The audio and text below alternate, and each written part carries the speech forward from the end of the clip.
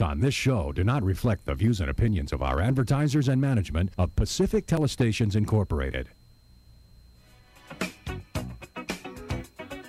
You're watching Buzz with Jess Lujan.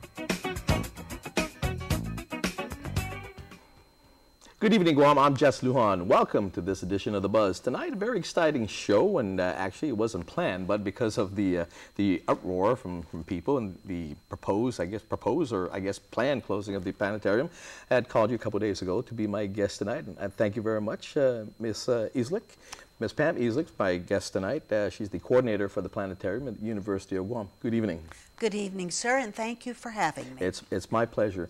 Pam, can you tell me, the genesis, again, of the Planetarium going back? Is not something that you just created. It was something that the legislature helped to create. There has been a planetarium at the Science Building of the University of Guam since the Science Building was built in 1969. Okay.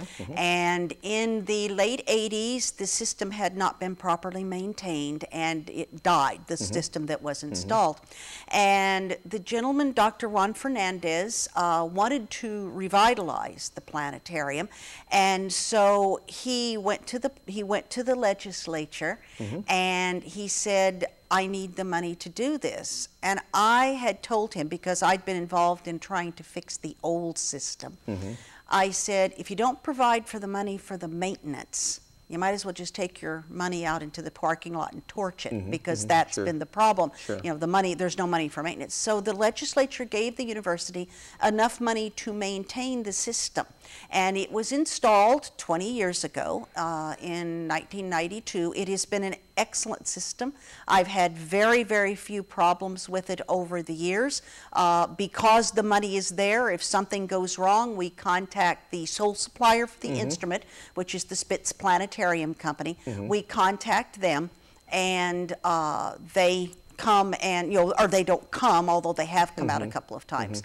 But they provide the parts and everything, and I install them because I've had training in that. Yeah, no, on an annual basis, there's funding. There's definitely some funding that will go to Planetarium based on the UOG's budgeting. That fund is only for the repair and maintenance of the upkeep of the Planetarium instrument. Now let me ask you this, because there's clarification in this that the legislature helped to, I guess, create in the sense of maintenance and pretty much coming together with the money yes, they provided the money for this new instrument. So if they did that, there must have been a public law that designates certain monies to go to the university for the purpose of Planetarium and the continuous funding of that. So I don't think, I could be wrong with this. I'm not a lawyer or anything, but I could be wrong. But I don't think the university can just make a decision all by themselves if it's something that was helped along and helped to be created by the Guam legislature. And that's the question that I have here.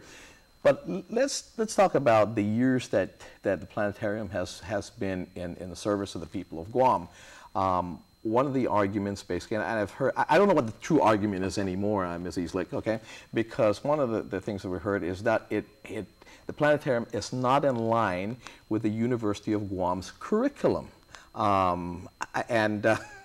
mean, I was baffled by that because, I've gone to the university, the field house, and events and watching ultimate fighting, boxing, and concert and things like that.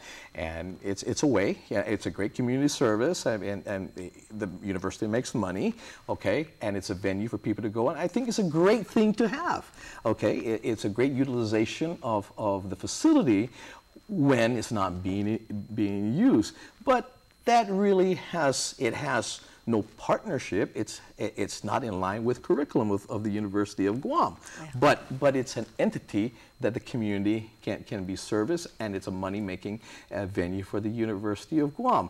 Now, in academia, and I'm not an academics person, you are, but you have serviced the people of Guam, the students of Guam.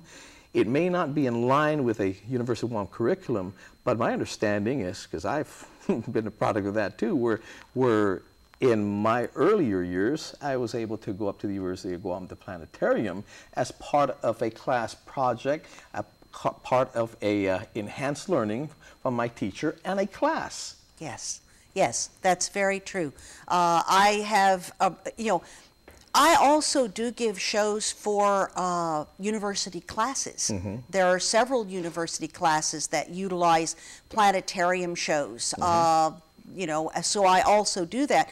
But my primary service is to the people in the public shows and to the school children of Guam. And I put between 8,000 and 10,000 people in a typical year go through the planetarium and see the shows. The shows are all locally produced. I have shows that talk about what Guam skies are like. I have shows in the Chamorro language. I have shows that address girls and, you know, the women of astronomy, and they try to show girls that there's a place for them in science, you know, in the sciences. Yeah, and actually when people not only astronomy, but people who study maybe astrology, you know, I mean, it's basically about the heavens, about the stars, and to understand why I'm a Libra, you're a Pisces or a Gemini. Right. It's based on the heavens, basically, and what is out there. So whether it be a field of expertise that you want to make a living on, or just something of personal knowledge. Exactly. It's a great asset. It's a great tool to augment either your personal being, your personal life, or your academics. Is it not? Yes, it certainly is. I used to teach astronomy, and one of my former students is now majoring in astronomy in Hawaii. And I told my students when I taught astronomy, I have two goals. One of them is to introduce you to the night sky and how beautiful it is, so you can go out and you can pick out the bright stars and constellations and they become familiar. And my other goal is, and this is also my goal with the children, is to give you enough of a background, of a grounding in this, that you can understand the popular stories, you know, the stories that come on TV or on the radio, that you know about the Hubble Space Telescope, you know what it's doing up there, you know about, you know, the different space probes that we've sent to the other planets, that sort of thing.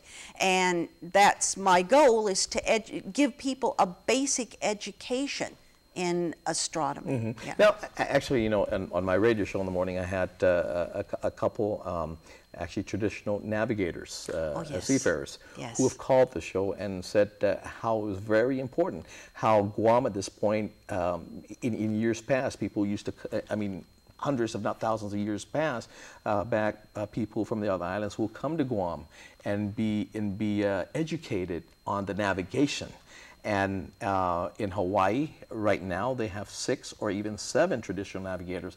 Guam is yet to see a traditional navigator at this point. They're navigators in training. Yes. The folks that are going to be sailing I guess their segment from San Diego to Guam will be coming here to Guam to learn navigation, to travel to the other islands, to sail to the other islands, and to learn, basically, because their ultimate goal is to travel, take their segment from San Diego to Guam, based on, not on a GPS, but on traditional navigation. Yes. I've had several traditional navigators, and see, the planetarium can be set for any time, any place. You know, it can be set for any date, any time, any place. If you want to know what the sky is going to look like on the 4th of June over Satawal in, you know, 2013 at 3 o'clock in the morning, I can show you. I tell you what I need to show you right now is that we need to take a break. We'll be right back. More with Pam Eastlick, the coordinator for the Planetarium at the University of Guam. Be right back.